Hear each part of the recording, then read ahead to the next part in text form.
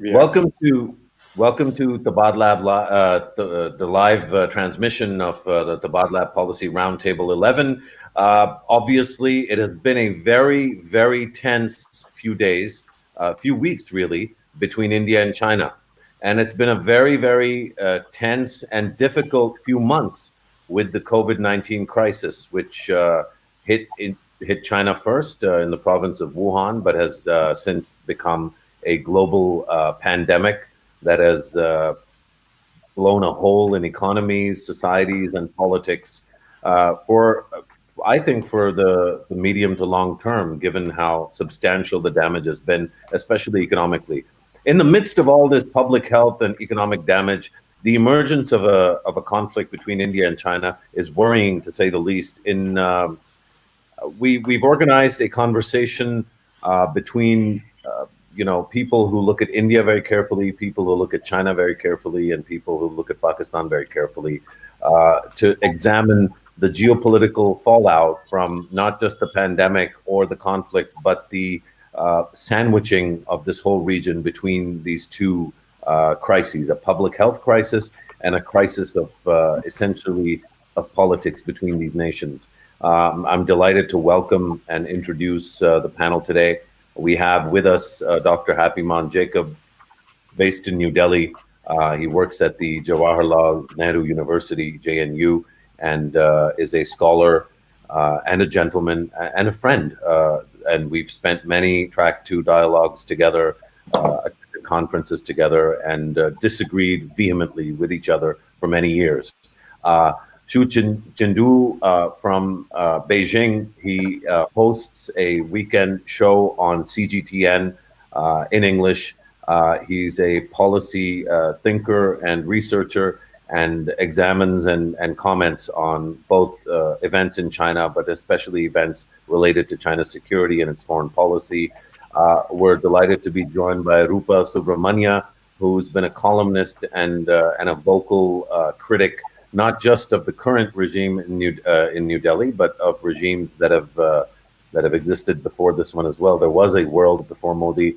Rupa has transcends those worlds and has been a bold and really, I think, critical voice in India for many years. We too often disagree. I think that goes without saying when it comes to Indians and Pakistanis, unfortunately.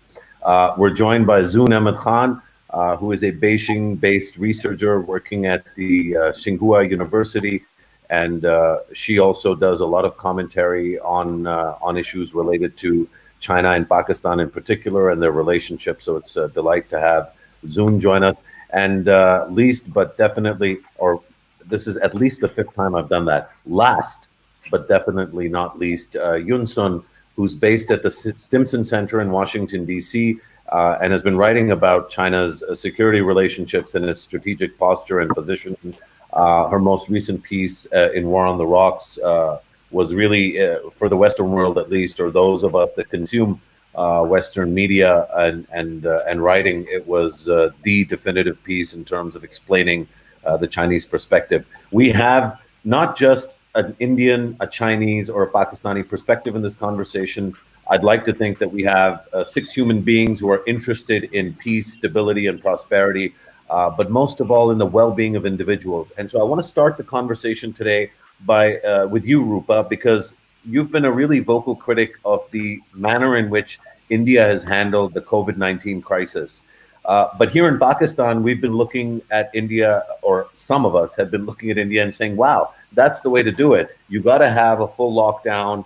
You got to suppress and contain the virus and not worry so much about the economy. Clearly, not only do you disagree with this minority in Pakistan, but also with the decisions that have been taken in India. Talk us through the impact of COVID-19 on India, and maybe lead us into a discussion about what that impact might mean for India's politics and its relationships outside India. Thank you, Musharraf. It's a pleasure to be here, and I look forward to giving an Indian perspective on these issues. I'm actually a little surprised to know that there's a minority in Pakistan or there are people in Pakistan who think that the Indian lockdown is something that they should have emulated an Indian-style lockdown. I've been an opponent of this lockdown. I call it a draconian, total, and now failed lockdown. And I've been calling it that since Mr. Modi announced it at the end of March. The reason why I anticipated it to be a failure is that, well, for one thing, the Prime Minister gave India a 4-hour notice to the Indian public to prepare for the lockdown. And in a speech, he likes to make these speeches at 8 p.m. in the evening, and the lockdown was supposed to set in at midnight. So you had 4 hours basically to prepare for an initial 21-day lockdown, which then ended up getting extended and extended and extended, because they felt that the only strategy of dealing with the pandemic, of containing the virus, was to keep locking down. And you didn't really see much in the way of increased testing. You didn't see much in the way of quarantining people, and hospitals. Meanwhile, one reason for the lockdown was that this would give time for the public health infrastructure to ramp up its capacity and its ability to deal with rising cases. That never ended up happening. So right now what we have is a very bad situation where the public health infrastructure has been just overwhelmed with cases. Hospitals are running out of beds, ventilators. People are just scrambling. Even the well-connected. As you know, in the subcontinent, people get things done through connections and their networks, and even well-connected, well-to-do people in India are having trouble seeking medical attention. And this is just for COVID-19. We're not even talking about non-COVID-19 related issues like heart attacks, strokes, vaccinations, etc., and other medical emergencies that have just been ignored because hospitals essentially, private clinics, hospitals essentially shut down for treating non-COVID conditions. Quickly on the economy, this has devastated the economy. About 70% of the Indian economy was just completely frozen up for almost 2 months till restrictions started easing up a few weeks ago. And for a still poor country, a developing country, this is clearly was going to have a devastating effect on the economy. Bear in mind that the economy was already slowing down before the pandemic. The Indian economy, major indicators of the Indian economy were basically heading south. And so coronavirus essentially just, was the tipping point. And right now I see the Indian economy just in a complete free fall. There's been, very little fiscal support to the Indian economy. So I ultimately think the lockdown announced in March just failed to curb the spread of the virus. India is now, I think, number 4 in the list of countries around the world in terms of number of cases. I think we've reached the 500,000 mark. Very soon, people estimate that it'll get to about 1 million or so by the end of July. So we're or mid-July. So we're not in a good situation. I'm not, just to be clear, I'm not against a lockdown per se. I do think that it should have been planned. People should have been given advance notice. Migrant workers should have been told, look, this is what we're going to be doing as of March 23rd. So please prepare for it. If you need to go home, do so. And this is what's going to be involved during the lockdown. You're not going to be able to go anywhere. So make sure that you're well stocked up, etc. But none of that happened. People were given a 4-hour notice, and by all accounts, India's lockdown was the most draconian, was the most stringent in the world, and yet it failed to achieve its objectives. So, Rupa, just talk a little bit about what that might mean in terms of sentiment. If indeed this has been draconian, and clearly the numbers that are coming in are horrific. I think the IMF has put out a number that suggests a contraction of up to 4.5% for the Indian GDP, which is, for a country that has gotten accustomed to and has the swagger regionally and globally of a country that grows regularly at 8, 9, 10, 11%. for it to contract by 4.5%. What will that mean for the Indian street, and how will that play out in terms of Indian politics? Well, it is a very worrying situation. I mean, we haven't been growing at 10% for a very long time. The Indian economy has been slowing down for a few years now, so this is, the pandemic just pushed the economy over the edge. As I said, I mean, we're still a developing country. We made a lot of progress as a country in lifting millions of people out of poverty, thanks to the 1991 liberalization that happened. And so since then, we made a lot of progress in lifting people out of poverty. The worry now is with such a contraction, India risks, sliding backwards in terms of poverty alleviation. I personally worry that some of the gains that India made over the last few years will basically erased because of the lockdown. See, it didn't have to be this stringent. You didn't have to freeze. You didn't have to basically freeze 70% of the economy to contain the spread of the virus. It didn't have to come to that. I've experienced 2 lockdowns, one in India, and now I'm in Canada at the moment. And when I returned to Canada, I could still buy stuff online. I could still go to the grocery store. I could do, I could engage in basic e-commerce type activities, and things were still running. Construction activities were, you could see construction sites were still, people were still working there. All of that stopped in India for 2 months. There was zero economic activity. And so it's that was going to always have a devastating effect down the road. So I want to, obviously, India is not the only country that's been devastated economically by this. What we saw out of Wuhan, what we saw out of Wuhan was terrifying, and obviously was the opening salvo of this virus. And I wonder if you could talk a little bit about, we've heard a lot about how China has been able to contain the virus. We've heard stories about sort of second waves, but it seems like the worst of the virus is over in China.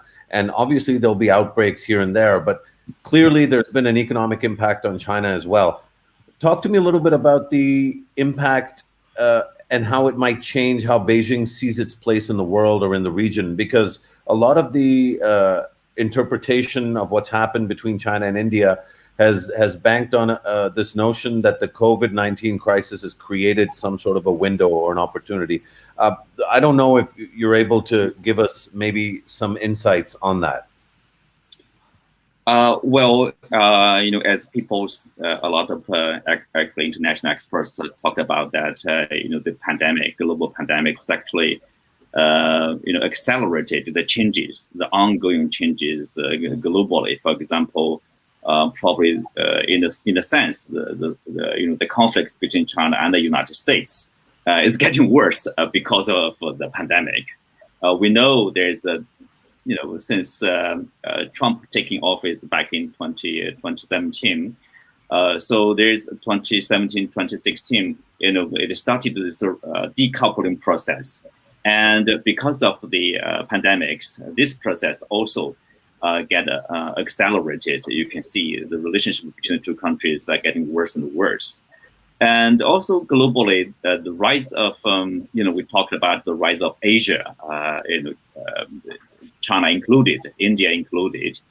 So I think also the pandemic somehow also fastened that process because Asian countries in general are less affected than Western countries, in particular the United States. So in that sense, it's also correct. And as for the opportunity, people talked about against the background between the tensions between China and India. I don't really agree with that. I see that more as an incident somehow running out of control. The tension or the direct contact between the soldiers, the Chinese soldiers and Indian soldiers, had been going on actually before what happened on June 15th. So more than a month earlier, like at the beginning of May, actually, there were some tensions over there. People were expecting, there was a disengagement, so things will calm down from the tensions, but somehow it got out of control, and that's a tragedy. What we have seen on the Indian side, but I believe also on the Chinese side, the Chinese government has yet to release the casualties, the number of casualties. So we don't know exactly that is so far. So I think the pandemics. Every country actually pays a heavy price, including China. If you look at the Chinese economy, it is recovering. But if you look at the first 5 months, for example, the export has fallen by 8%.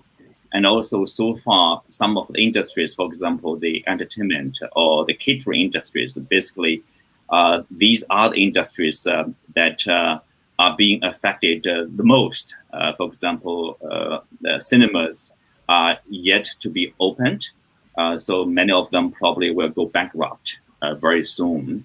And also traveling industry, it is affected to a great extent. Hotel business affected. Restaurants being affected. But for China, of course, there are some bright spots. One of them is the industrial output. If you look at the number in April, in May, so these numbers are pretty strong. They are in the positive growth. If you look at the consumption and also investment, the another two very important sector of the economy, they are still in the negative territory. So it's recovering pretty quickly, but we are yet to see, it reaching the original level, the level of last year, for example, at the same period of time. So it's still, of course, IMF, the latest prediction is that China will grow 1% this year. That's probably true. We will see. Obviously, there's been some criticism, especially from analysts and economists in India, on what many see as maybe too optimistic a view that the IMF has taken, both of China and of India, because next year I think the projection is that there's a big rebound, and so there's a proper V-shaped recovery, which people wonder whether that is actually possible or not. I want to come back to these questions about the economy and how quickly there might be a recovery. But for the moment, Dr. Jacob, for the moment, it seems a little bit incongruous. In a sense, you have this conversation where the Chinese are really invested in recovering the economy, because I think the Chinese understand that the root of their power globally and regionally and the secret to domestic stability is sustained economic growth. When we see some of the narratives coming out of New Delhi around the China-India standoff, there seems to be less of a focus of, this was a border incident, it was terrible, but we need to move on. And there seems to be more a focus on, well, now that we've had this border incident, how can we metastasize this? Now, obviously, this is the perspective of a Pakistani, and you'll appreciate that. But it seems, even the criticism that you've been getting for your positioning of Article 370 and the August 5th, I want to be respectful of your perspective and the Indian perspective. But for me and for Pakistanis, this is an annexation that took place on the 5th of August. If you keep that background in mind, I wonder if you want to talk a little bit about the discourse in New Delhi and whether or not enough introspection is taking place in New Delhi, because Indian soldiers have died. There is a pandemic ongoing. It will have an economic cost. And on top of all this, there seems to be now, the traditional return to muscularity when it comes to how India talks about Pakistan. And we've seen a lot of that in the last couple of days. How would you respond to that, Dr. Jacob? Many thanks, Musharraf. It's always a great pleasure to have this conversation with you offline or online. I don't normally do TV because it's sort of very poisonous these days, be it Pakistani TV or Indian TV for that matter. But clearly, this kind of a conversation is something that is useful and desirable. Always it's tough to talk about, for an Indian, it's tough to talk about South Asia when China is present on the table. We are not used to having Chinese present on the South Asian table, But I think it's useful. It enhances the conversation, and the conversation only gets enriched. Let me sort of address your questions in a couple of ways.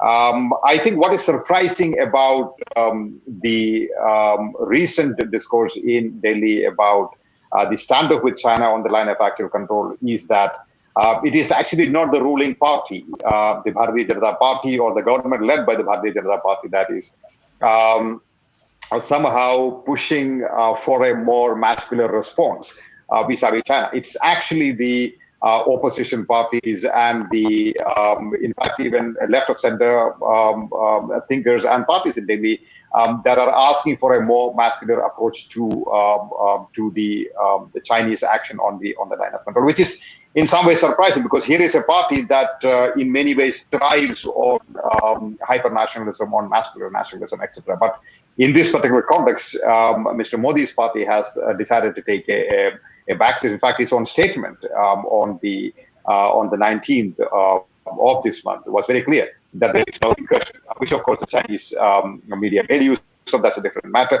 But I think the general perception, and Rupa can correct me here, within the strategic community in Delhi, is a certain sense of disbelief and anger. As if we never expected this from China. Of course, we thought of China as a country who we can do business with.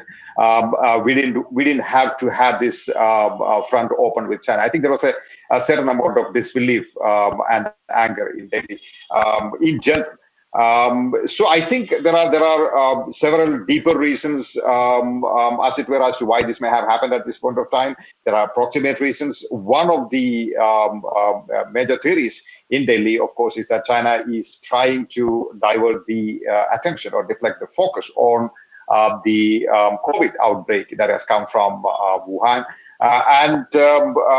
Unlike what Chinese commentators might say, the fact is that there is a belief in Delhi that China is now powerful enough to open many fronts and deal with all of these fronts simultaneously. And it is perhaps sending a message to the United States and others that we can deal with Taiwan, we can deal with COVID, we can deal with the slowing of the economy, Hong Kong, and have a a situation in our hands on the line of active control with the Indian side. I have, as you correctly pointed out, taken the position that I make a distinction between Article 370 and the division of Jammu and Kashmir into two union territories and bringing them under direct federal control. I frankly don't think Article 370 per se have anything to do with the Chinese reaction, as it were, because all that Article 370 is doing is to sort of remove the special status that was given to Jammu and Kashmir traditionally. But the reorganization of the state of Jammu and Kashmir does two things: removal of Article 370 or watering down of Article 370, removing special status, let us say. And secondly, more importantly, it also makes Ladakh and Jammu and Kashmir a part of the brings them under federal control. I think this is what may have provoked the Chinese side in some ways. If you look at the statements issued by the Chinese Foreign Ministry, Foreign Minister himself, that is the indication that I am getting.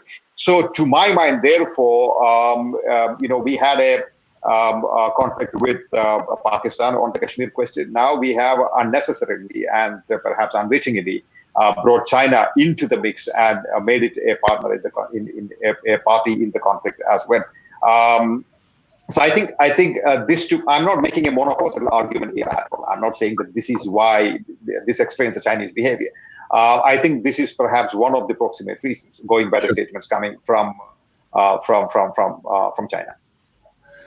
Dr. Jacob, I just want to explore one question that, at least for me, and how highly I regard some of the people that run Indian foreign policy, not necessarily in admiration, but certainly out of respect.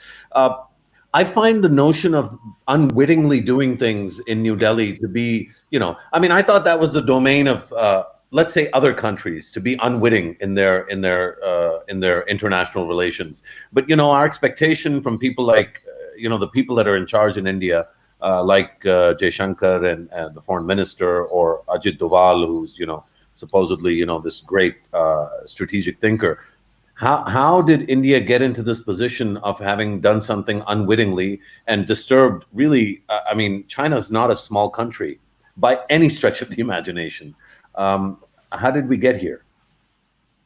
I think the reason, in my opinion, is that there is far too much focus in New Delhi today among the policymakers, among the bosses who run the institutions, be it the MEA or the PMO or the MHA, Ministry of Home Affairs, that is, there is too much focus on winning the next election, right? Winning the next election. We have elections every now and then.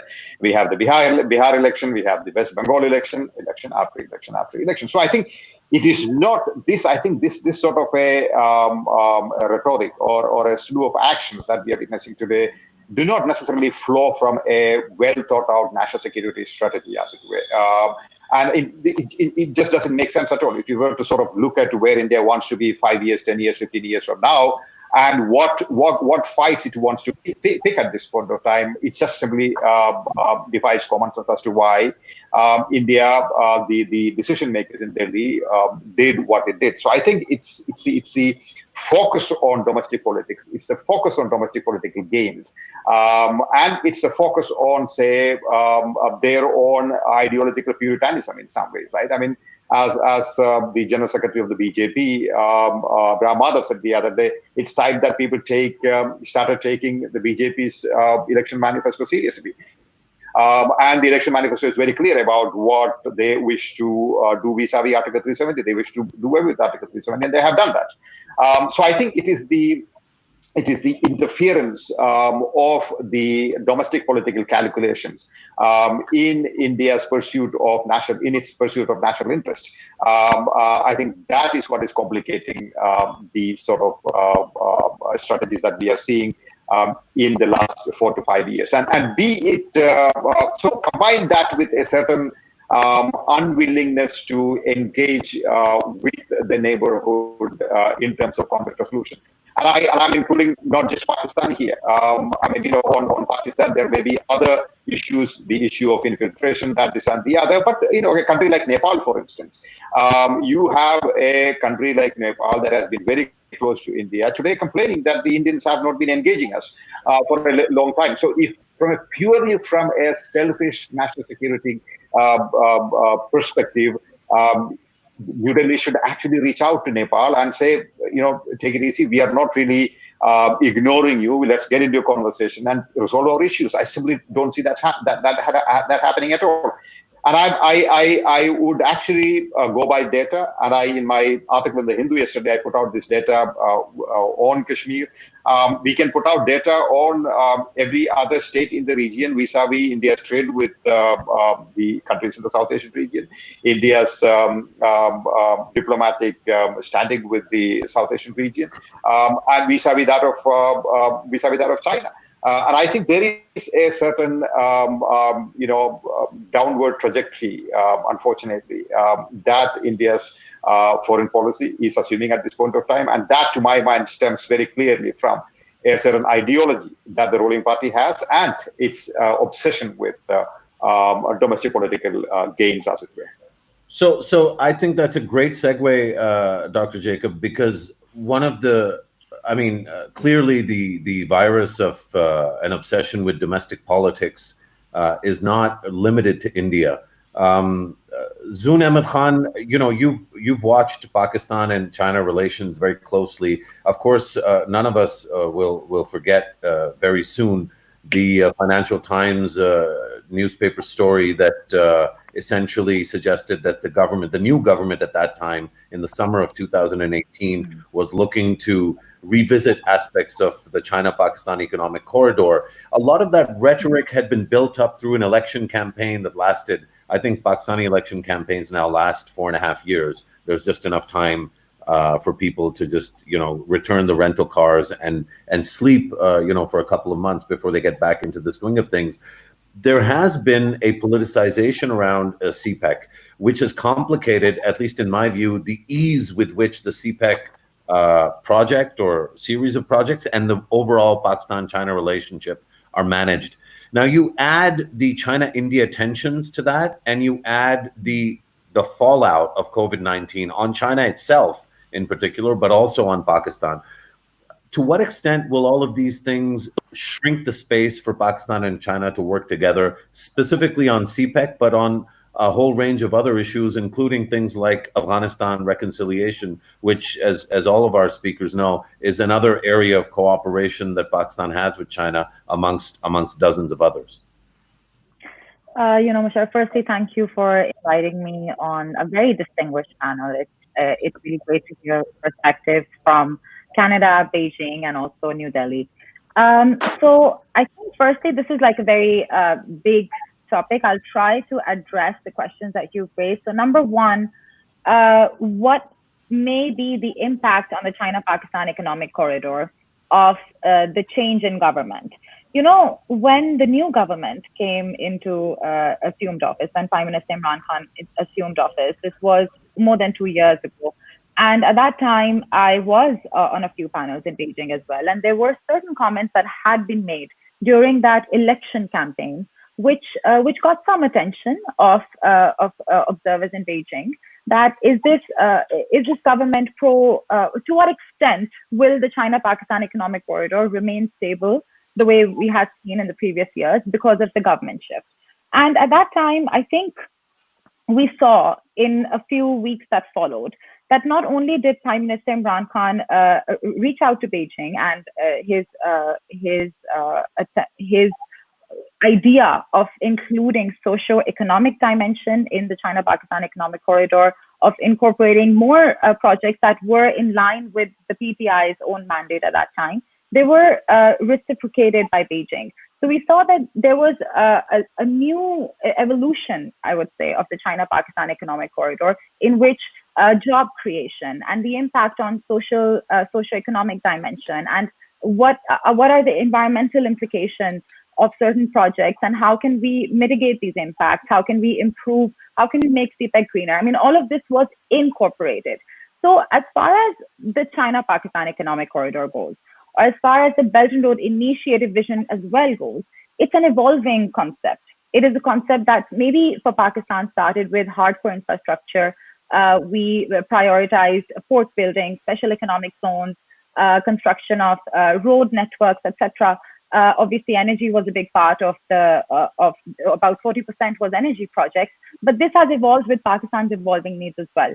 So I think to gauge the CPEC's progress, we will have to think about the long-term priorities that Pakistan puts for itself as well. So, for instance, in the Second Belt and Road Forum, which was about a year ago, we saw that CPEC was being showcased as a successful initiative under the Belt and Road. Under the Belt and Road vision. And that's because 22 very big infrastructure projects were successfully completed. We saw job creation as well. So I feel like we will need to observe CPEC and the China-Pakistan dynamic in the long term to realize what are the positive implications for Pakistan. And obviously, to what extent can this enable Pakistan to overcome the economic issues that we are facing?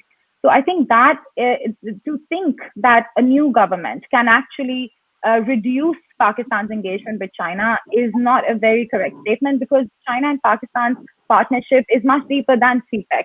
It actually has a great strategic and security dimension as well. Both countries have had decades of cooperation on multiple projects, and a change in government doesn't necessarily mean that relationship will be affected at all. But so I think just on that point, I just wanted to just on that point, there's in the Indian press, we're seeing a lot of reporting or third party reporting, sources based reporting about how China is helping beef Pakistan's security up a little bit, and there's a lot of these allegations that this standoff between India and China is eventually, going to draw in Pakistan, and the Chinese are sending planes and those sorts of things to Pakistan. Does it seem to you like that's where we're headed, that the natural outcome of the India-China conflict, despite the fact that we have an ongoing pandemic and we have economic crisis in all three countries, probably most severe in Pakistan, given that the crisis predates COVID-19. What is your sense of the likelihood of Pakistan supposedly getting dragged into this conflict? I think, sure, firstly, I'll also partially respond to what Dr. Jacob was saying is one of the theories of why things escalated at this time. And I guess what he mentioned was perhaps one thing was to deviate or distract from the COVID outbreak in China. But actually, that would be true if there was any conversation currently in Beijing, in China, in general, on Chinese social media about the ongoing issue between India and China. So really, this effect that maybe China in some way, this theory that maybe China in some way could benefit from the ongoing conflict, and this can be a way for Pakistan to strategically step in. I feel like there's very little evidence for this, but it may be, these ideas may be popping up simply because it is in fact India that could benefit from distracting its people from the ongoing mismanagement of COVID, which has happened in many countries, to distract them and divert that sentiment towards China. And I don't say that because I'm sitting in Beijing and this is a Pakistani point of view, but it's because we have seen consistently there have been not only the kind of sentiment that's coming out of specifically right-wing media outlets in India. It's similar to what happened post Balakot. And that obviously, it was analyses inside of India that were suggesting that maybe that spike in nationalistic sentiment benefited the Modi campaign, benefited the re-election of the BJP, of Modi as a prime minister. So I feel like maybe these are theories that are coming out to sort of create this sense of we are being cornered by our neighbors, or maybe China and Pakistan are partnering to sort of increase this idea of a string of pearls maybe against India. All of these theories and these ideas, they don't add up when we look at the conversation in Beijing. And what is the conversation in Beijing, in my opinion, as far as I've observed? That India is a developing country like China.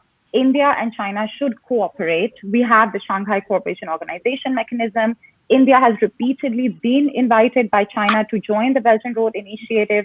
India shares many interests with China. Both countries, a population of 1.4 and 1.3 billion people, can not only not afford to go to war, but they cannot afford to lose out on the possible positive outcomes of deepening their cooperation, especially as far as the economy goes. And we know that China's focus is essentially the economy. And that holds true for India, for Pakistan, for the Belt and Road in general, for their deepening connectivity with other countries in South Asia, which some analysts and some perspectives from New Delhi see as threatening India's own position in the region. So I don't think, yeah. No, thank you, Zun. I wanna bring Yun Sun into the conversation. Yun, you've, as I already mentioned, you've written, I think, prolifically about China's approach. In 2018, there's something called China and Crisis Management in South Asia that I think you wrote for Stimson. I want to read out this passage as kind of a starting point and then ask you to what extent this has changed, because I think that'll really help put the things from the Chinese angle in perspective. You write that China does not yet view itself as either a military or political global superpower, and thus the incentive to adopt US-style leadership in crisis management is low. Moreover, even as China rises as a global power, it approaches third-party crisis management differently than the US and views its interests and exposure to risks abroad through a distinct prism. Yet, as part of China's immediate periphery, the peace and stability of the subcontinent constitutes a key area for Chinese national security. There's a lot more here that I'd love to read out, but it sounds in keeping with what Zun was saying, and in keeping with, I think, broadly a lot of Pakistani perspectives on Chinese power, that Chinese power is not aggressive, is not expansionist, and is restrained because it believes, not necessarily because China is, like peaceful and, like a teddy bear or a panda bear, but because China's national power is rooted in economics. And so anything that takes China's focus away from trade and from economic growth is actually a downer for China. I'm going to obviously take other perspectives on this as well, but does the India-China conflict in Ladakh point to a different kind of China or an evolution in China, or is it the same China? Thank you, Musharraf. Thank you for having me. You gotta unmute. I have unmuted. Can you hear me okay? Yeah. Okay. Loud and clear. Well, thank you for posing that question and for referring to my article back in 2018. I think you raised a very good question. Is China still the same China? I think if there's any major distinctions that people would like to draw, it will be before the Chinese current leader, Xi Jinping, took power and after he took power. I think based on what he has said and what we can observe, the Chairman Mao Zedong made China independent, and Deng Xiaoping made China rich. And the ambition of the Chinese President Xi Jinping is to make China strong. So if you look at that perspective and to think about that, China believes that it has accumulated a certain level of economic power, and maybe it has become the time for China to also be a little bit more assertive in terms of protecting its national interest. I think people would debate as for whether China has changed since Xi Jinping took power. But I think a couple of things are relatively consistent in China's foreign policy that have not fundamentally changed. I think the Chinese perception of itself and of its development is one of a peaceful rise. I don't think that has changed. Whether that perception is shared by other countries, that's a different question. So it is highly probable that China still thinks that, well, I'm just protecting my legitimate interest, and I'm just protecting my territory and my economic interest globally. So why would other countries see this as a hostile behavior? So I think there is something that's lost in translation between the Chinese self-perception and how China is perceived by the outside world.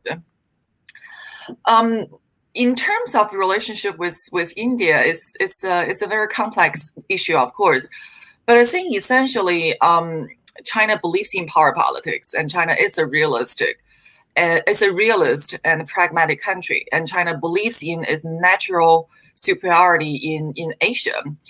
And the Chinese will see that the rejuvenation of the Chinese nation is only China resuming its rightful place in the world. Because one narrative that you constantly hear in China is that, well, for the majority of the past 2,000 years, China had been the largest power or the overwhelming superpower in Asia, or arguably for a broader geographical region. So what China is doing today, China's rise in the international power hierarchy, is only China reclaiming its rightful place. So I think that perspective is something that outsiders don't really understand.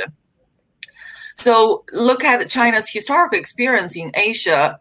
There was, of course, the tributary system, strictly hierarchical with China on the top. And I think this type of perception and also the gap of the comprehensive national power between China and India also makes the Chinese believe that India is not China's equal, or at least not yet China's equal. So they recognize that India has a historical and political influence in South Asia, but I don't think China would believe in the exclusivity of India's influence or India's power presence in South Asia. In other words, that India might be the largest regional power in the South Asian subcontinent, but it doesn't mean that South Asia is off limit to China.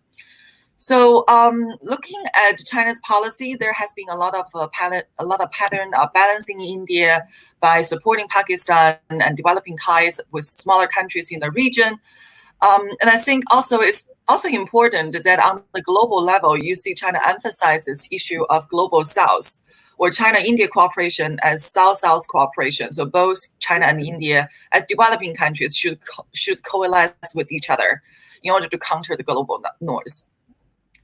But coming to the more recent problems between China and India, I think there are deep-rooted causes, both internally and externally. Internally, the changes of leadership in both countries. We know that Xi and Prime Minister Modi are both ambitious and they're both strong men.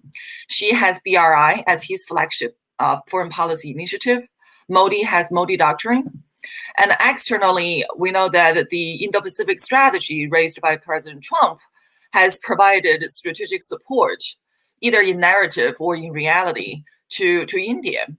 Then on the bilateral level, we see that under Xi and Modi, there have also been a lot of friction between China and India before 2017. And China believes that Modi was trying to force China's hand on issues from border disputes to NSC, the nuclear supplier group membership, to terrorist designation, and to CPAC in Kashmir. So this long list of issues that India has sought China's concessions have emphasized to have strengthened this perception in China that even if China makes concessions to India on some aspect, that's not the end of the Indian asks or the Indian demands. And India is not going to believe that the Chinese concession is because China wants to show goodwill towards China, but because India is getting stronger, both in terms of its domestic national power and because of the external environment of the Indo-Pacific strategy. So when the Chinese look at this logic, they draw a conclusion that any concession made by China will be followed up by more Indian demands on other fronts. So I think that philosophy or that perception really underlies a lot of the issue here. In terms of the border disputes, I always argue that any bilateral relations, including the China-India relations, whether the bilateral relationship is good or not, is only a means. To have a good bilateral relationship is not an end. The end is to protect the national interest. And I would say that territorial integrity is the most important and the critical component of any country's national interest. So if a good relationship is conducive to protecting the national interests of both countries, they will pursue that good relationship. Otherwise, there's no need. So the question, I'll just add one thing. The question about what happens this time in Ladakh it raises the question that will China sacrifice its territory, or what it believes to be Chinese territory, in order to trade for India's goodwill towards China? I think the answer, as we can see from this time, is negative. Sorry. Yeah, no, don't apologize. I think I interrupted because I think there's a lot of realists, at least on this side of the border here in Pakistan, that would applaud some of what you said there, and I think it's worth digging in deeper, maybe in a different conversation. But Rupa, I one of the things that struck me about what Yun said about the growing sense of China reclaiming its place, I think that was really interesting because in many ways, and again, this is a Pakistani perspective for whatever it's worth, I think a lot of people have interpreted what happened in India over the last 6 or 7 years politically as, in a sense, an Indian consciousness about reclaiming India's place, not just in the region, which I think, is a commonality across kind of so-called, the Congress or the secular narrative and discourse and the RSS or BJP narrative and discourse. But what's really, I think, interesting is that if indeed the Chinese feel that they are asserting or reclaiming a certain historical reality, and the Indians, and the toughness of the narrative that comes out of New Delhi, even now that Happy Mon also referred to earlier, if those are two lead walls, then is conflict a guaranteed outcome of where we are, or do you see this differently? Is there a way that this can be resolved so that these countries can care for their people? I just want to remind viewers, this region constitutes 4/10 of all of humanity. Combined, it's 3 billion people. So we're not talking about a small, the outcomes here basically define the shape of the world, no matter how westernized discourses are. And I think it's important to note that, the constitution of even this panel is very specifically because this is where the action is in terms of number of people. But it feels like these are two lead walls headed towards each other, Rupa. You got to unmute before you speak, sorry. You have to unmute. Got it. There you go. Okay. So to your question about conflict, I hope it's not imminent, because that would be bad for all actors concerned. The reality is this, Musharraf, that there's been a disjuncture between Modi's strongman image that has been built up over the last 6 years or so versus the actual ground reality that we're facing right now with respect to China. Modi's style of governance, which has been heavily driven by PR and marketing, has met its match with China, as we can see now. Going to something that Happy Mon mentioned, there's this hyper nationalism, but then you have Modi making this concession a couple of weeks ago. And so, for veteran China watchers, none of this comes as a surprise. None of the moves by China, none of the developments that we're seeing right now comes as a surprise. In fact, they've been warning the Modi government to be aware of the threats, the potential risks, and to be prepared for it. But unfortunately, none of those were taken seriously, and here we are. So what happens next is going to be a very interesting question. I unfortunately, I tend to agree with what Happy Mon said, that a lot of what has happened in India has been driven by domestic political concerns. The next election, winning the next election is the most important thing for the BJP. Never mind the economy, never mind foreign policy objectives. Those have just been, those are secondary, tertiary concerns. The primary concern is to win the next election. So what is happening with China right now? I think the government probably will use that as a distraction to take the heat away from their mishandling of the containing the COVID-19 pandemic, their mismanagement of the economy, which was already doing pretty badly even before the pandemic occurred. So, it's anyone's guess what is going to happen. But the fact of the matter is that, India is, militarily weaker compared to China, economically weaker compared to China. And so, I think the timing, as one commentator put it a couple of days ago, one Indian commentator put it, the timing couldn't be more perfect in cornering India right now. India is struggling with all of these things, and here you have China basically breathing down its neck. So what Modi does, Modi cannot be seen as being weak on this issue. So, it's anyone's guess what India is going to do next. Well, one of the sort of theories on what India might do next, and you can understand, that this is a kind of a natural conclusion that many in Pakistan draw, is that India is going to turn its guns on Pakistan, where the power differential works in India's favor, supposedly, as opposed to clearly the differential between India and China. But from a domestic politics perspective, of course, it's a lot more organic and a lot more politically saleable or beneficial, perhaps. But Rupa, I wonder if you could maybe give pause to that theory, or if you would challenge that theory, because surely beyond a certain point, the Indian electorate can see that the histrionics, especially with respect to Pakistan, are not rooted in Pakistan, of course, has many mistakes, and I'm happy for you to list at least some of them if it doesn't take too long. But Pakistan's faults are not the cause of the COVID-19 pandemic or whatever happened between China and India in the Galwan Valley, and so. Or do you think that, in fact, the Modi machine is capable of spinning this in a way that can sustain another 4, 5, 6 years of this repeated turning to the classical right-wing RSS perspective on how to manage its relationship with Pakistan? Well, the domestics are, to understand your question basically is, how is Modi going to be managing this narrative going forward? Is that your question? Is that what you're asking me? Well, the media, for example, a lot of the Indian media is basically, pro-government, and they push a very strong pro-government line.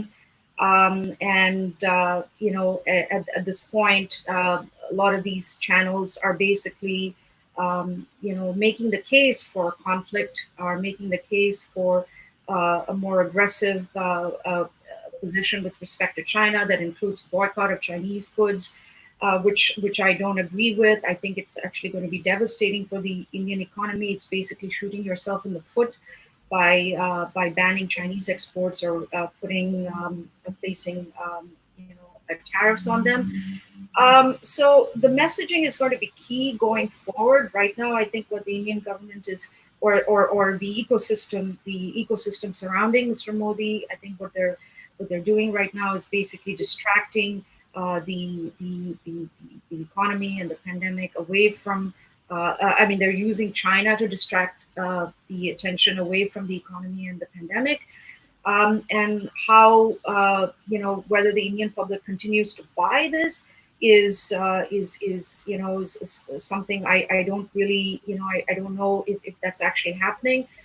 They're also deflecting it to the Congress party, which is not in power. It hasn't been in power for 6 years, and so they're blaming the current China fiasco on opposition parties. Which is kind of absurd. But the real question is the Indian public actually buying this? And there, opinion polls show that Modi continues to be very popular, compared to other leaders, not just in terms of handling the pandemic, but also I think there was a recent poll just generally on various issues, and Modi again did way better than, say, Rahul Gandhi. So I think that is if you buy these polls. I haven't actually assessed them for their methodology, and I don't quite know if these are actually fair and something that we should place a lot of faith in. But certainly, anecdotal evidence suggests that Modi continues to be in pole position. The problem is that there is no credible opposition to really oppose Mr. Modi, and that is where India is right now. And so therefore, today he said that India is handling the pandemic better than most European countries, which is kind of absurd. If you just look at the data, India just crossed the 500,000 mark. Clearly, someone is buying this narrative. Someone is buying this rhetoric. And I think going forward, I think this is going to be the strategy. I think, despite contrary to the facts, I think the government is going to emphasize on pushing a certain kind of narrative, and that they were tough on China, for example, that they managed to contain the virus, and so the key is who's buying this. But we'll know in the next election, say Bihar. So I think, Shu, I wanted to bring this to you. Look, we've talked a little bit about what the Indian people are buying or not buying. What about the Chinese people in terms of the perception and the tone when it comes to talking about India, talking about Pakistan? I mean, in the top 10 news stories, that would feature in WeChat groups or in the news. Notwithstanding, how free or not free the press is, I mean, that's obviously a question certainly that a lot of Western countries have. And we in Pakistan, who are used to saying, or were used to saying whatever we wanted, even we've been managed a little bit more than traditionally we're used to. But from the general Chinese sentiment, what is the sense you have about how people have interpreted what happened in Ladakh? Was it a major story to begin with? And if it was there concern that China is getting distracted by something, or was there joy and nationalistic fervor that the opposition side soldiers were killed? You'll have to unmute your mic before you respond. Thank you, Musharraf. No, the story, the skirmish over the border with India is not a big story. It's probably the fourth or the fifth place if you list the top of the stories that the Chinese are paying attention to. So it's mostly about the China-US and also Hong Kong issue, relationship with Europe, etc. But of course, it also comes from the fact that the Chinese government has tried to play down the incident by not releasing the number of casualties on the Chinese side, and also, of course, there's not really like a management about the media coverage of this story, because there's a lack of detail. And also people are more careful in, like guessing or speculating what really happened during that night, the clashes between the Chinese and India soldiers. First of all, China does not view India as a rival or as a competitor or as not to mention as an enemy. For Chinese side, because the Chinese understanding is like, if you have a stable and peaceful neighborhood, that's a prerequisite for your economic rise, for your economic takeoff. So that's why if you take a look at the Chinese, the neighbors on the land bordering China, out of 14, 12 of them have resolved their border issue with China, often in the case of Chinese concession. The only two countries remaining is India and Bhutan. We know Bhutan is under heavy influence from India. But still, I think most people would say, the border issue disputes is over there, but it's well managed, and there's no crisis between China and India. So the focus had been, I would say, on the economic and trade and investment, between China and India. So we often heard over the past years is from Indian friends, Indian side is really about the trade deficit, what China can do to help reduce the trade deficit. Remember also for China, there's no any intentional plan to pursue a trade surplus. At one point, China tried very hard to reduce the trade surplus because it became a heavy burden on the Chinese side. So that's why China, every year we had a international import-export in Shanghai to welcome products and services from around the world to come into the Chinese market, basically to reduce the trade surplus and to improve, of course, the choice of goods and services within the Chinese market. China understands that, if you want to continue to grow, now you have to change your direction. That is to focus on the consumption, the domestic consumption. That means like the growing of the Chinese market, instead of relying alone or continue to rely on heavy investment or export of products and goods. So that is, I disagree with the theory that somehow China sees an opportunity to challenge India. I don't either also believe like India sees an opportunity somehow to provoke China. I think both countries are preoccupied with something else. Like for China, we are facing a heavy-hand diplomacy from the United States. Everything, every day there's a remark or attacks on the Chinese side, by the Americans, and also the relationship with the. I think Mike Pompeo just said something about the Communist Party. Every day Pompeo said something bad about China, but we are used to that. That's Pompeo. So, and also relationship with the European countries are also not problem free. We are trying to fix that, and also like Hong Kong, China is trying to introduce this Hong Kong national security law. You see the problem with the UK and the strong opposition from the US. They are, issuing sanctions on the Chinese side. So China is fully occupied with issues like with the US, UK, European countries. At the same time, Hong Kong, and also remember economy. Number one is unemployment. So this is a top job for the Chinese government, is to create more jobs for the young people. We have more than 8 million young graduates coming out of school this year. You have to create at least 10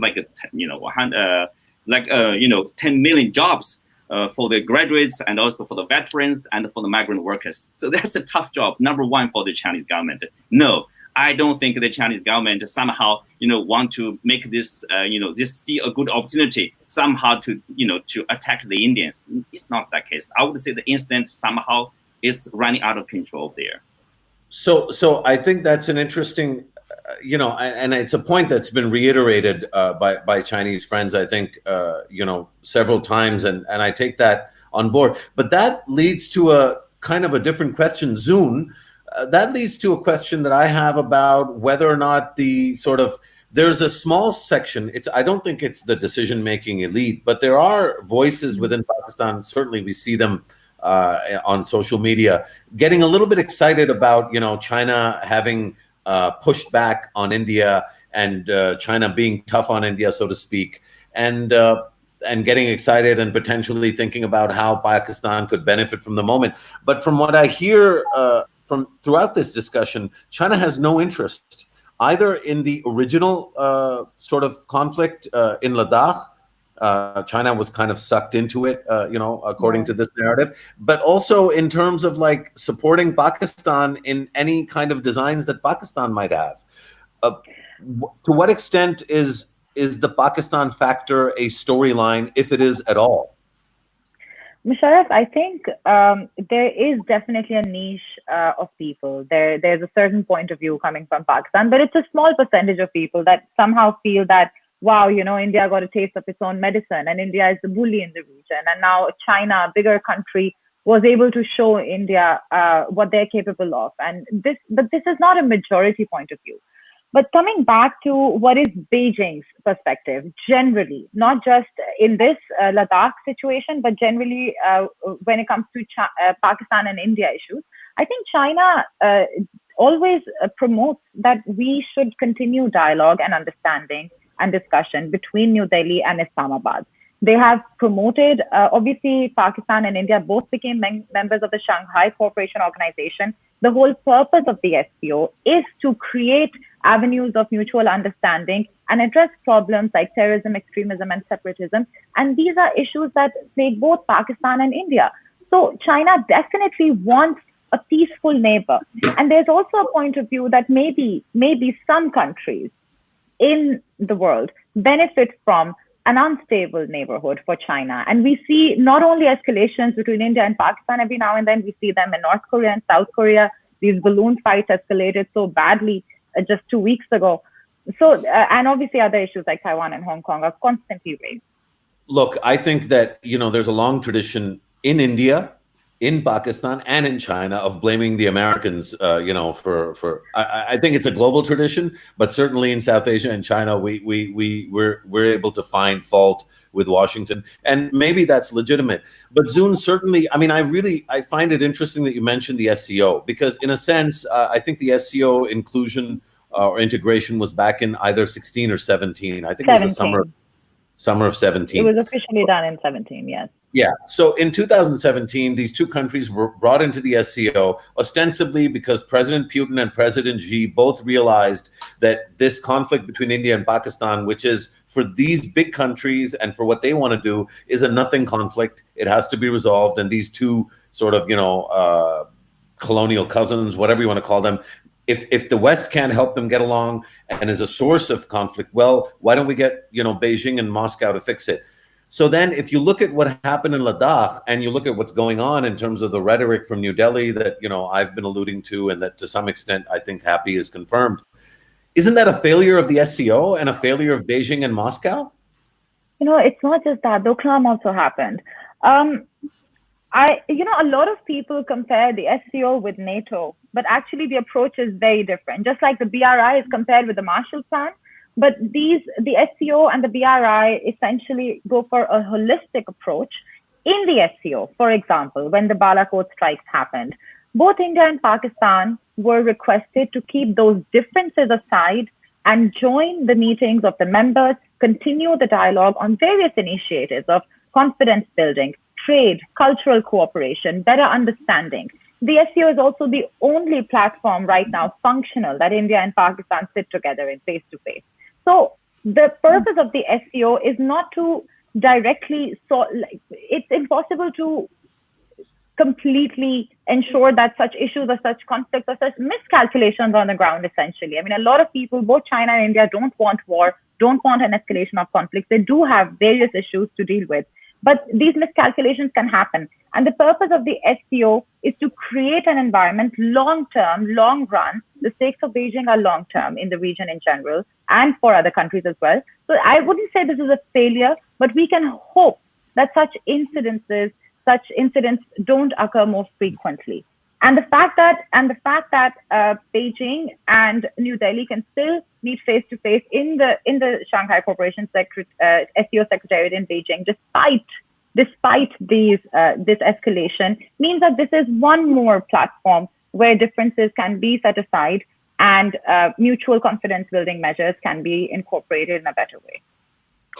Happy Man, I want to get your view on this, because clearly not only do we have the thing that has happened in Ladakh already, but the potential for this to escalate, given the political direction and the history of the BJP and Prime Minister Modi in particular, there is a real risk of not only repeat incidents and the sucking in of Pakistan, if you will, or the expansion of this with Pakistan, but also of this metastasizing into something more serious. Do you really think that the SCO of all the various instruments that are out there can help serve as an instrument of mitigation? Happy Man, you'll have to unmute before you speak. Right. Musharraf, a couple of points. I think before I come to that specific question, may I make 3 quick points. I think point 1 is about the possibility that India may have used the LSE standoff as a distraction, for the general public to get away from the inefficient handling of COVID at home. I think I wouldn't buy that at all, simply because if anyone has lost out his political mileage from this is Prime Minister Modi. He's come out weak in this sort of standoff with the Chinese, and that was quite predictable. If you pick a fight with the Chinese on the LSE, you're not going to come out with flying colors. Number 2, I think again the point that you made, Musharraf, about the sort of thinking within Pakistan about the standoff.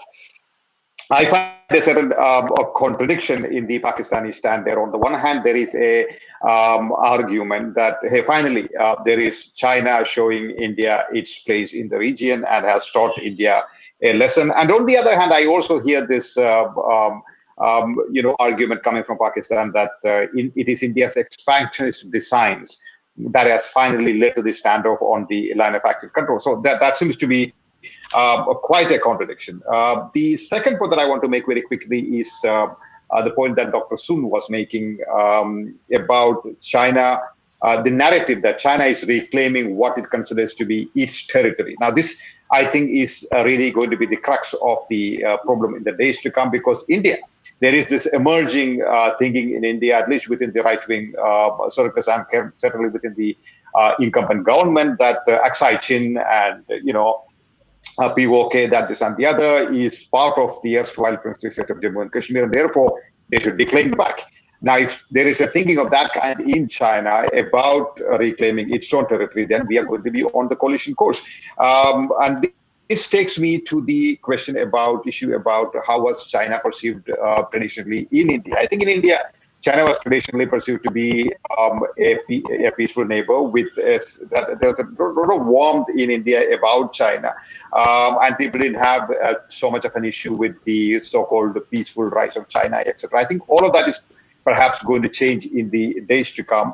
But on the issue of whether this is going to be used by the Indian side to train its guns on the Pakistanis. I think the problem with that argument is, number one, there is already an escalation of violence in Jammu and Kashmir. If you look at the various sort of data points, from ceasefire violations to infiltration to attacks, including, of course, human rights violations, you're looking at a lot of violence in Jammu and Kashmir already. So it is not as if things are waiting to happen; they're already happening. But Happy Man, I don't want this to descend into one of our typical exchanges. But no, it's not. After August 5th, if there are problems in Indian occupied Kashmir, certainly now, given everything that India has done to suppress and contain and destroy, voice and agency in that part of the world.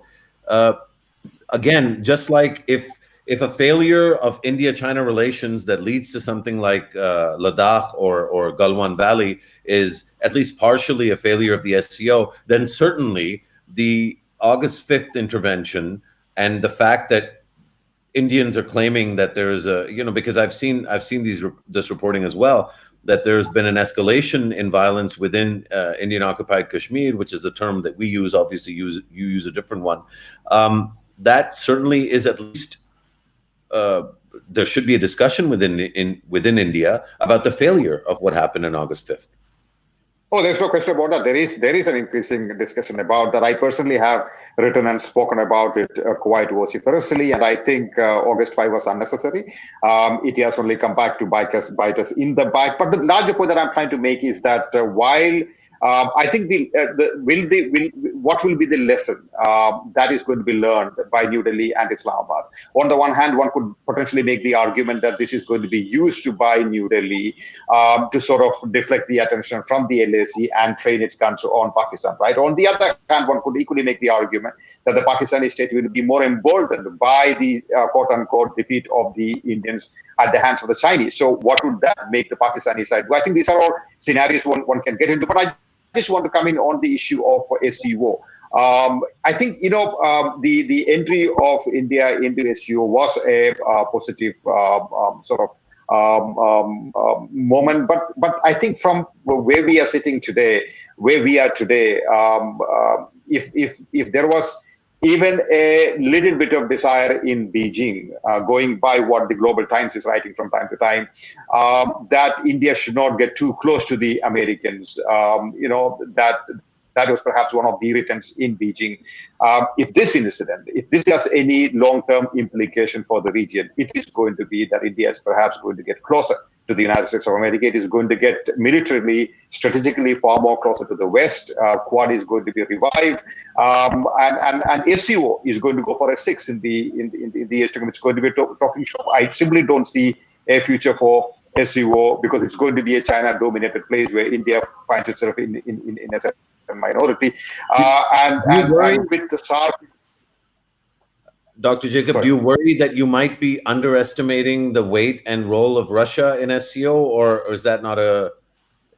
Well, I think that clearly Russia has been traditionally a close friend of India, but I think things are changing even with Russia, right? Russia is getting closer to Pakistan than ever before. Russia-China relations are clearly on the rise. So I don't think there is no sort of illusion in Delhi that Russia is going to stand by India come what may. I think that perception has changed, and clearly material evidence goes to show that. We have a SCO meeting coming up later this year. I think it's going to be held in Delhi, if I'm not mistaken.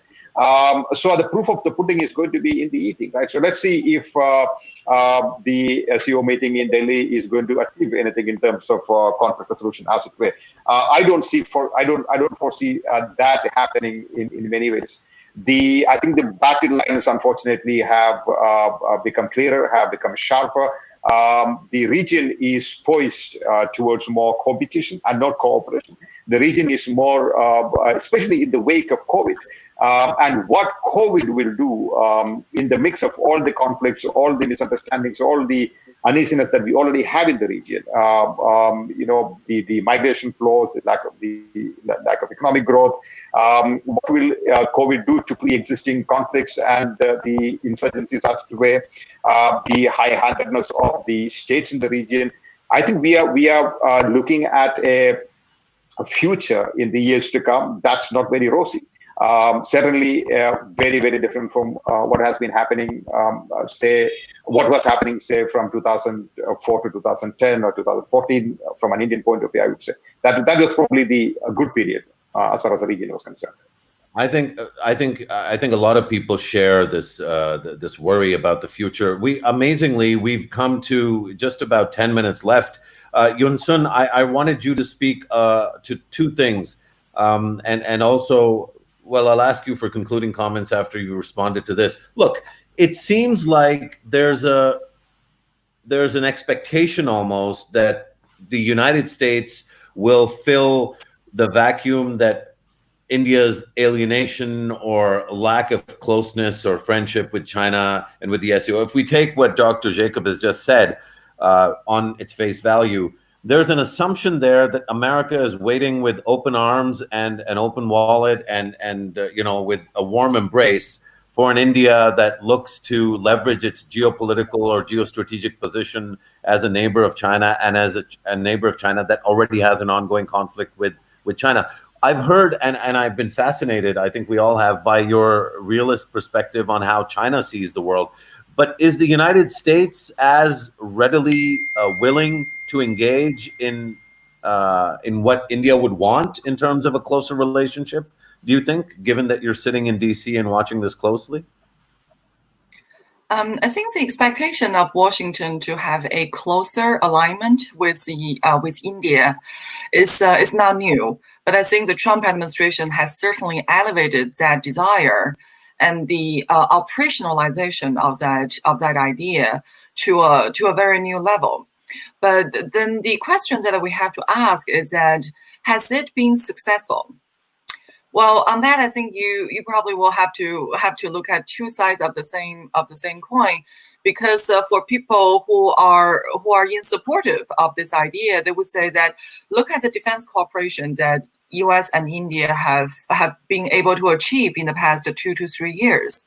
It has brought the defense cooperation to an unprecedented level in terms of the CONCASA, in terms of the interoperability, in terms of the information sharing. So I think those are the concrete evidence of what this rapprochement, what this alignment has already achieved. But on the other hand, if you look at what has not been achieved, is on the other hand, we're seeing that India remains to be the largest customer of Russian weapon system. And the biggest obstruction or the biggest difficulty to pursue deeper interoperability between the two militaries in US and India has been this India resistance to give up the weapon system. Because the Russian system and the American system, apparently they do not align and they don't go very well with each other. So I think that raises a question that to what extent India is still trying to maintain a strategic autonomy, and in order to be able to have that flexibility to pursue different strategic alignment at the same time.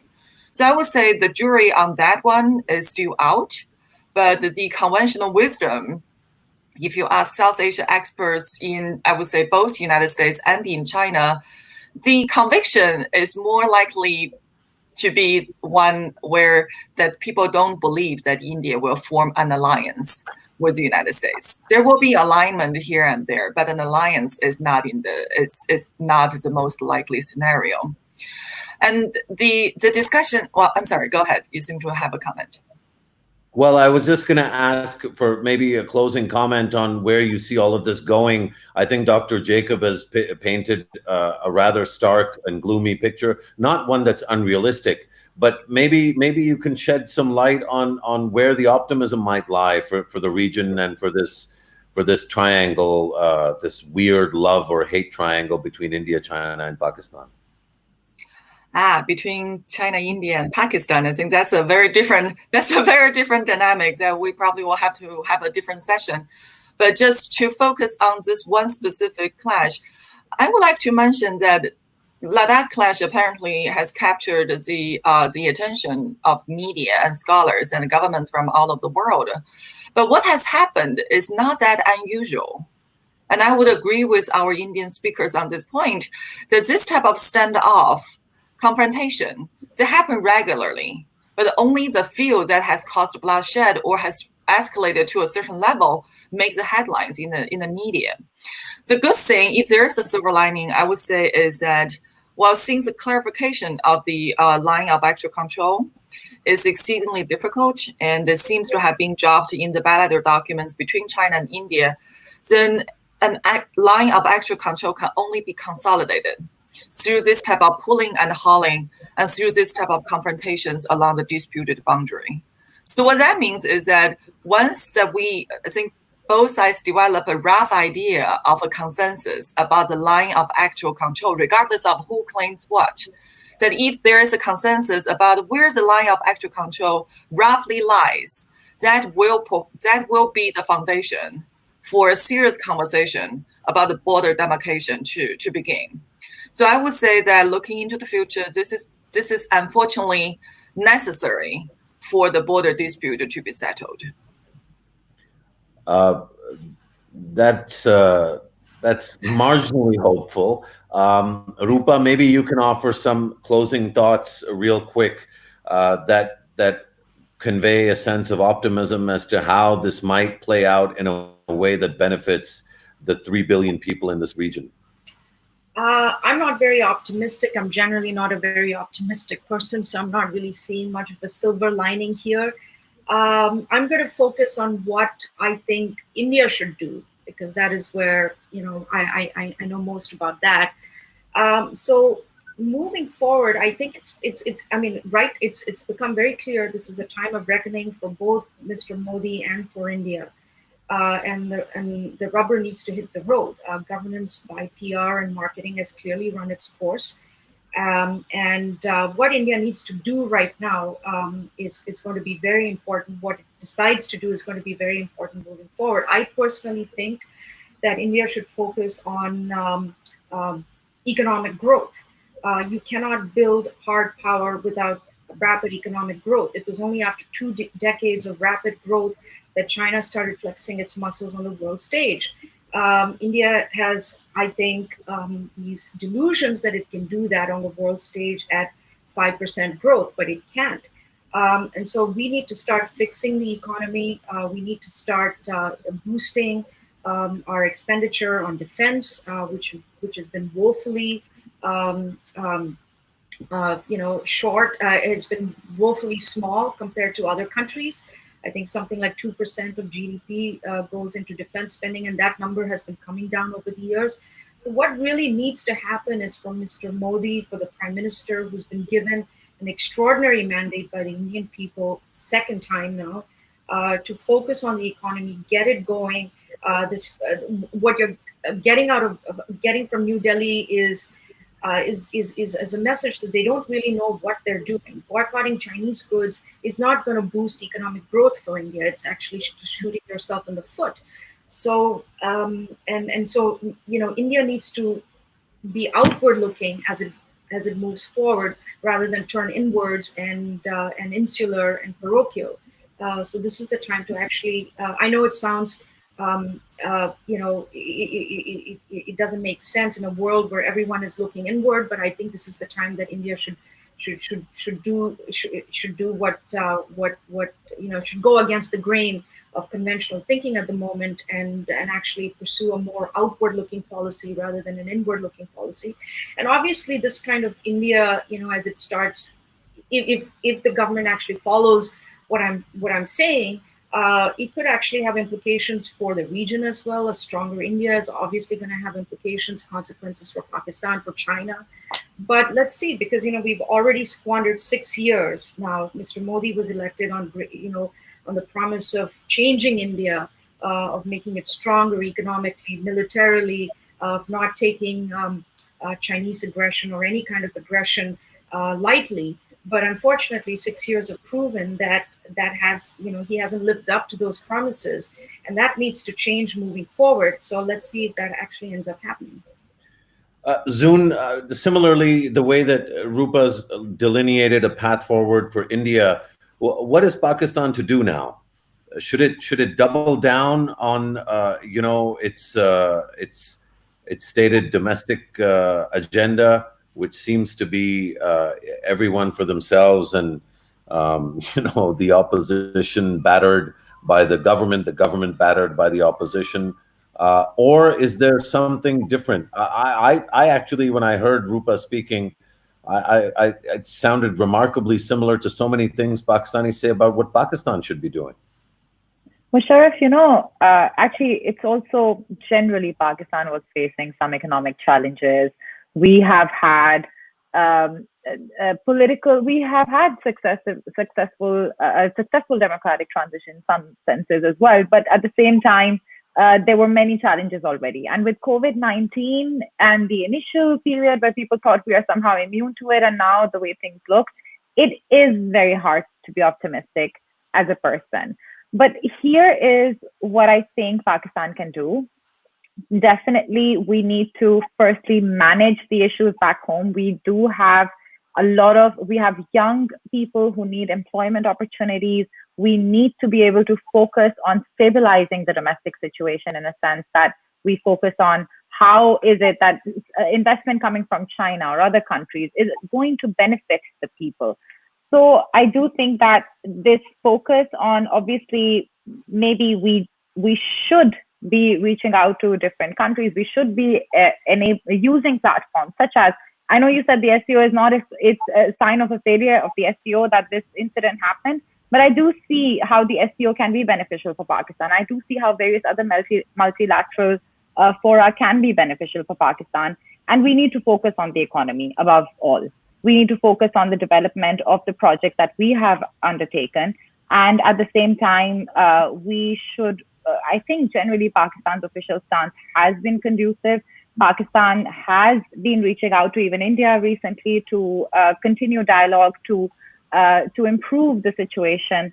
And if we maintain that and we focus on making lives of the normal Pakistani people better, it can definitely be beneficial, not just for Pakistan, not just for Afghanistan and Central Asia and China and India, but generally it can be beneficial in the long term. And this is something, I really feel that the SCO mandate, the Shanghai spirit, is something that we should all, what Rupa said, what other panelists said, it is about creating an environment where we can trust each other more. It will take time. It will take effort. It's a long-term project in a way. But if we can achieve that, we can focus on our domestic priorities in a better way. And this is what Pakistan, India, and China need most of all at this time, when we seem to be pointing daggers towards each other, unfortunately, especially when things escalate domestically. Zoon, obviously, one of the reasons that we organized this conversation was exactly, in a sense, to be real with each other and to express, how we feel and how we understand the way things are, but also to create that space. And I hope, Happyman, I wanted to just get your final thoughts before I go to Sindhu for a conclusion. Happyman, in terms of your assessment of this conversation, what more do we need to do? I mean, there's a lot of pessimism or realism, if you will, about where things are in India, from my perspective, where things are here in Pakistan, and from what we've heard with respect to China. I mean, it's a big country that has a lot of things on its plate, and India and Pakistan are actually not that high up the agenda. How do we extract something hopeful from this kind of a conversation, Dr. Jacob? Musharraf, I have long argued that India has a special responsibility in the region and for the region. And I think the time has come when India needs to use more diplomacy to reach out to the region, be it Nepal, Sri Lanka, or even Pakistan. And I think time has also arrived when India needs to have more talks with the Chinese on various issues, and there should be more focus and cooperation as as China is concerned. And for that, I think India needs to reach out to Pakistan. And I have, again, this is a very unpopular opinion in India, but I think India needs to reach out to Pakistan and resolve some of the outstanding issues with the Pakistani side so that it can focus on what really matters at the end of the day. But even more importantly, I would say it is also important for China and India to somehow have a lot more conversation. Now, I think this feeling in China or thinking in China that India is a smaller country, India doesn't matter, we don't really need to talk to India beyond the point. I think that's really not going to help. This is the same thinking perhaps New Delhi has had with the smaller neighbors in the neighborhood, that they are smaller neighbors, we don't need to reach out to them. I think China needs to talk to India about a variety of issues, including strategic stability, about regional stability, and perhaps even reassure India on the issue of CPEC and its own involvement in the region. Why not have these conversations? I think this attitude that India has traditionally had about the neighborhood, that we don't need to sort of take them too seriously. I believe that that's a kind of attitude that we are perhaps witnessing from the Chinese side. I think this attitude needs to end. And I certainly think that India needs to reach out to Pakistan and resolve its outstanding conflicts. And I think this is the mother of all conflicts in South Asia, the Kashmir issue. I think that needs to be addressed. And India and China need to talk to each other. Shrugging off each other is simply not going to help. That is not going to be that is not the path to peace and stability in the region. Thank you, Dr. Jacob. Final words to you, Shindu. What is the basis for optimism? Is there any basis for us to be optimistic that this grand burden that Dr. Jacob has defined, as the largest country in the region and soon, certainly by population, but soon in terms of its economic size in the world, is China able to convene and engage India and Pakistan to help solve potentially this mother of all issues in the region, which is Kashmir, and which is at the root for many of us, I think, and at the heart of what happened in Ladakh and Galwan Valley? You'll have to unmute before you speak.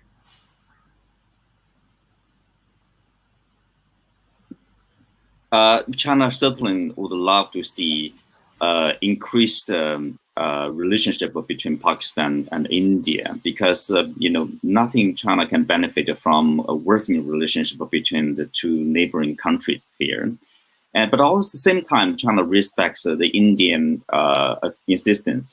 They say we don't need a third party to somehow negotiate a deal between India and Pakistan. So China would love, what China can do is, or has been doing, is to bring the two countries together, talk to each other and try to find a way to solve the problem in a peaceful way, rather than, more conflicts, sometimes military conflicts between two sides. Because in that situation, both Pakistan and India will suffer long term.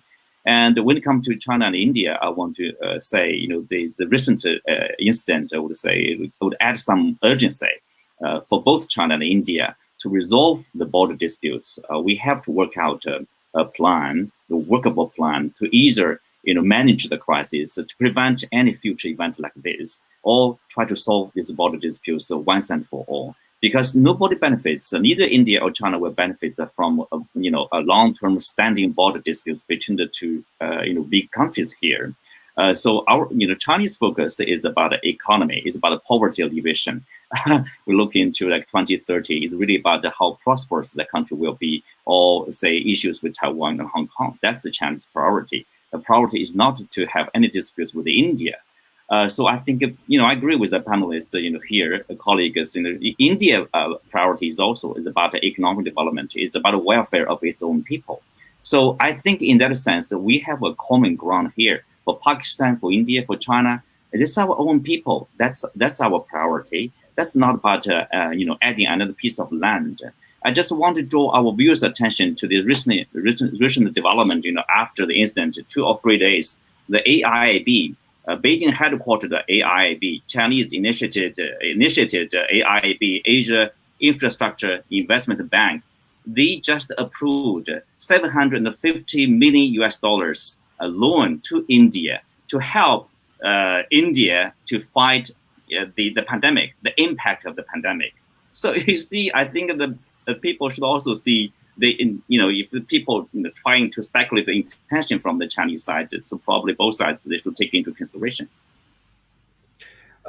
Look, listen, this has been a fantastic panel. I want to say just share one concluding thought. First, I want to thank you, Rupa, Zun, Happy Mon, Shinju, Zhu, and Yun Sun for participating in this conversation. It's been 1 hour and 40 minutes. There hasn't been a single raised voice. There's been no nationalistic fervor or aggression. No, you guys are laughing, but this is, we've demonstrated how we can have a serious conversation about serious issues. People are dying of the COVID-19 virus in China, in India, and in Pakistan. 4 billion people are at risk, not just from this pandemic, but from the pandemic of hatred, which has been pursued by politicians and by media figures across the region. I think we can all do a lot better, and I'm so grateful to you. Again, Yun Sun, Rupa Subramania, Jinju Zhao, Happy Mon Jacob, and Zun Ahmed Khan for joining us. We're going to do a lot more of these conversations. I do believe it's possible. You guys have proven it's possible. Maybe next time we'll get into some murkier and more difficult conversations, but we'll maintain the friendly and civil nature and the way in which we engage with each other. God bless all of you, and thank you for joining us. That's it from me. Thank you, Musharraf. Thank you, Musharraf. Thank you. It's wonderful. Thank you so much. Thank you.